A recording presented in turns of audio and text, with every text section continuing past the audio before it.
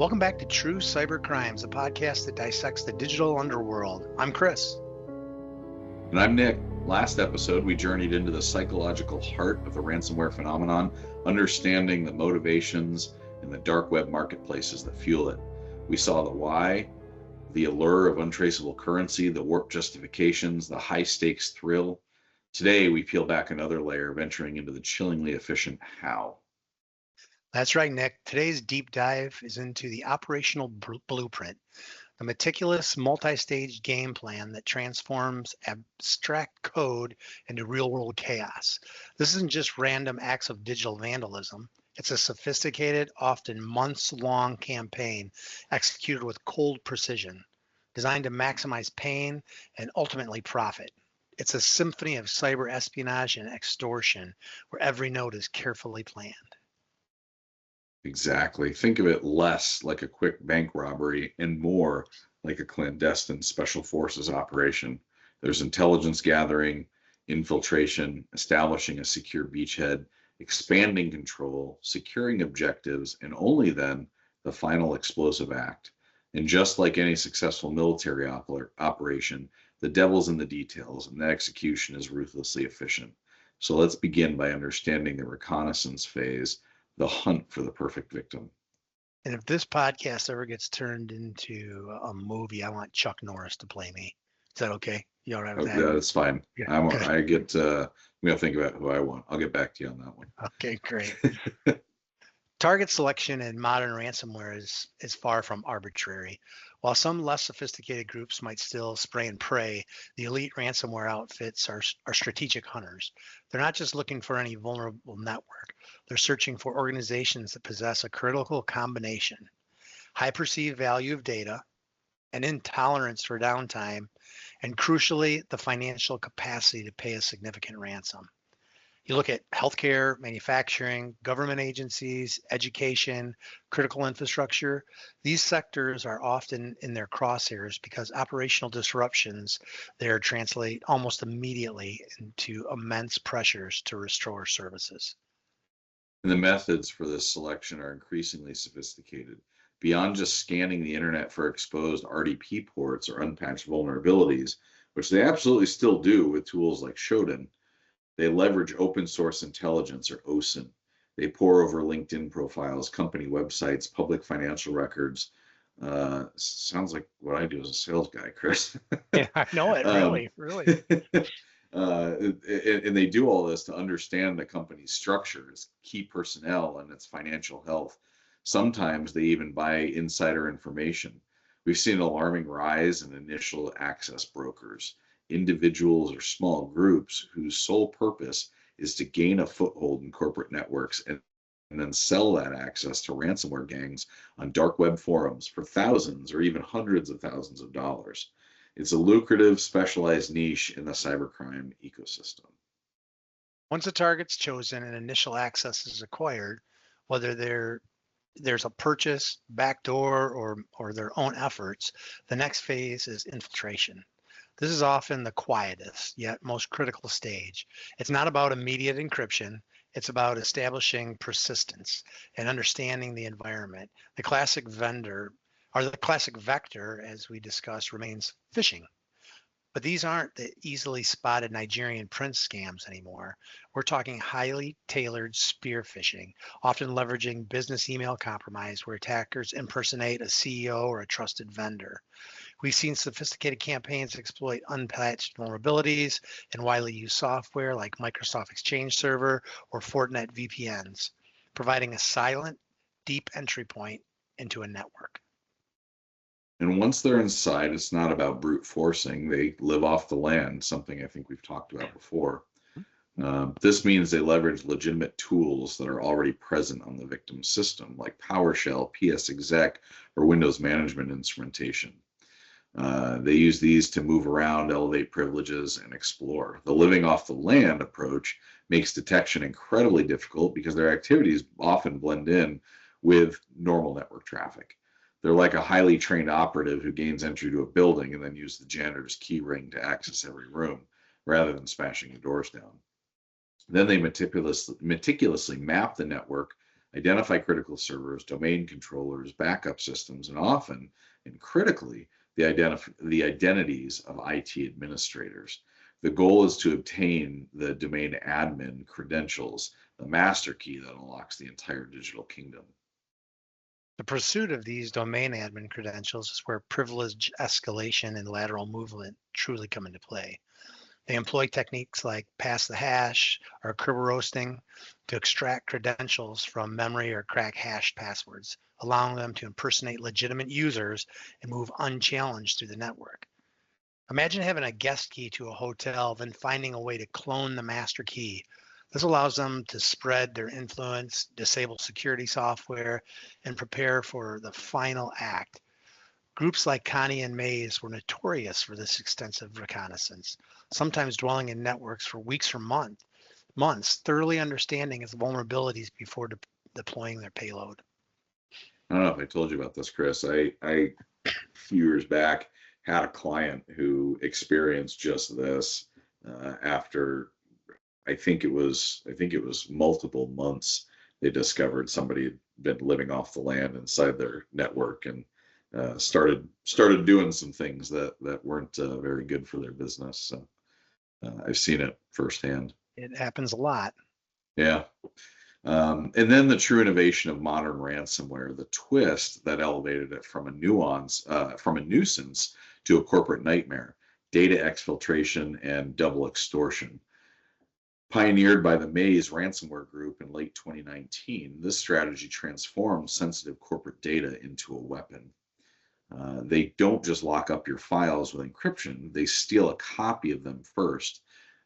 If you have robust backups and can restore your systems without paying, the exfiltrated data provides a second devastating lever for the attacker.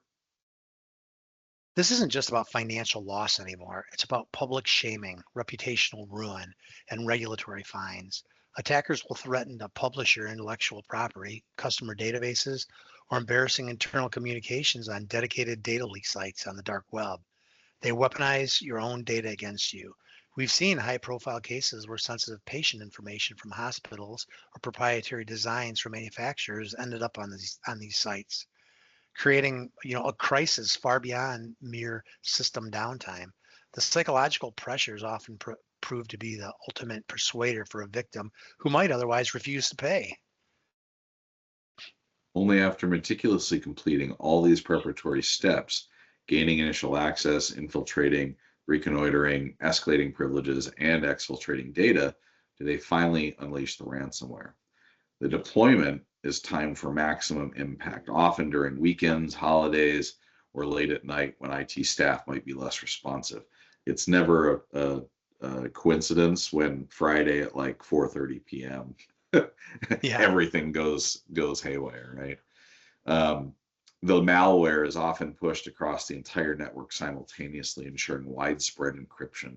They specifically target and delete shadow copies and other backup mechanisms to further cripple recovery efforts.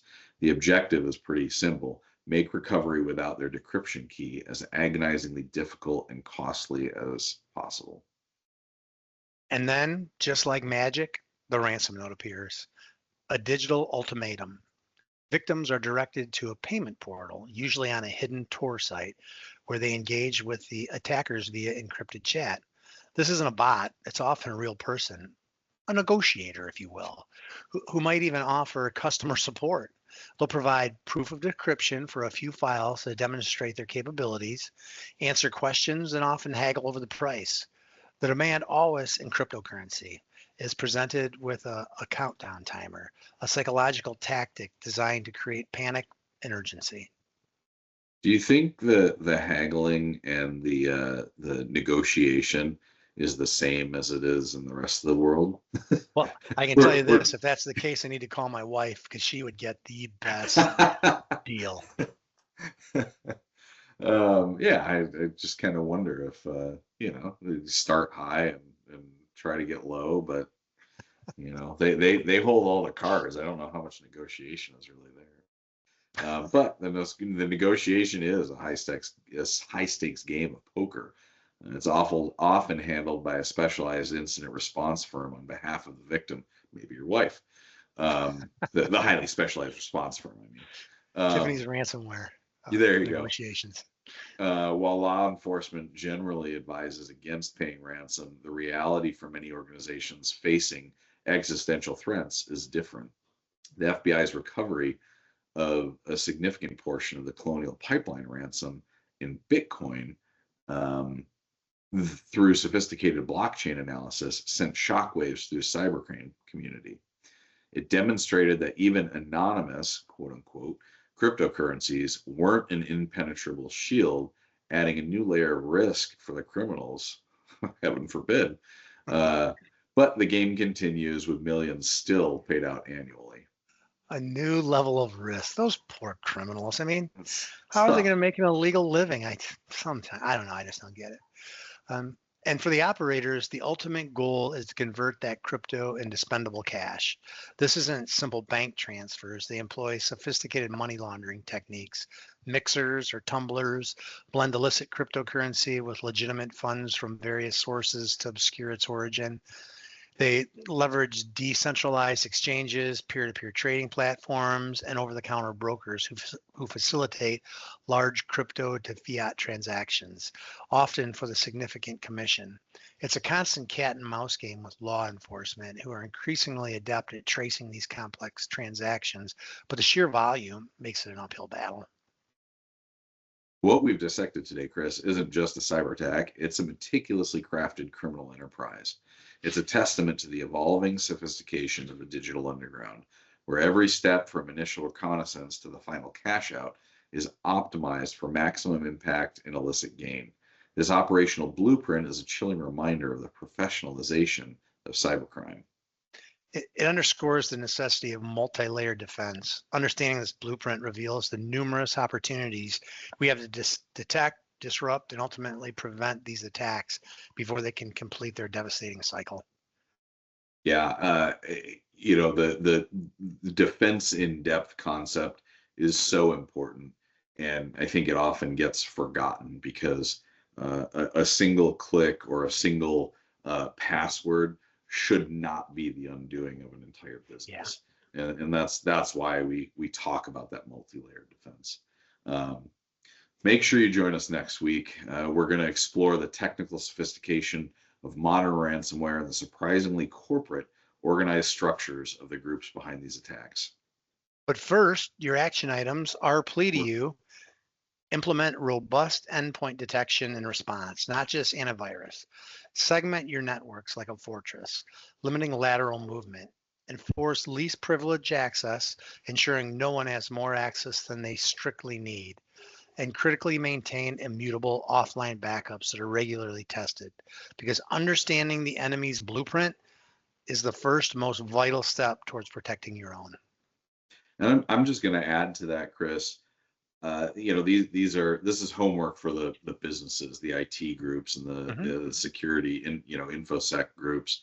For individuals, go into your banking apps, go into your shopping apps, your Amazon, and wherever they offer MFA, a second factor of authentication, enable it. Don't reuse your passwords. That one, some of these are just they transfer, whether it's personal or professional. A lot of individuals aren't going to have the endpoint detection and segmentation of home network and things like that, but you can still do some things to protect your identity. And I had that same conversation a few weeks ago with a friend of mine, and I said, on your banking app, I said, just enable two-factor authentication. Yeah. Yes, it's a pain in the ass when the message comes on your phone, but is it going to be worse when you look in your checking account and all your money's There's gone? a bigger pain. Yeah. And he said, yeah, I agree. And he did it. Yeah, good. One at a time, Chris. You're knocking them down. Good job. Well, until next time, stay vigilant, stay secure, and remember that stopping them at any point in this blueprint is a win. See you next time. Thanks, Chris. See ya.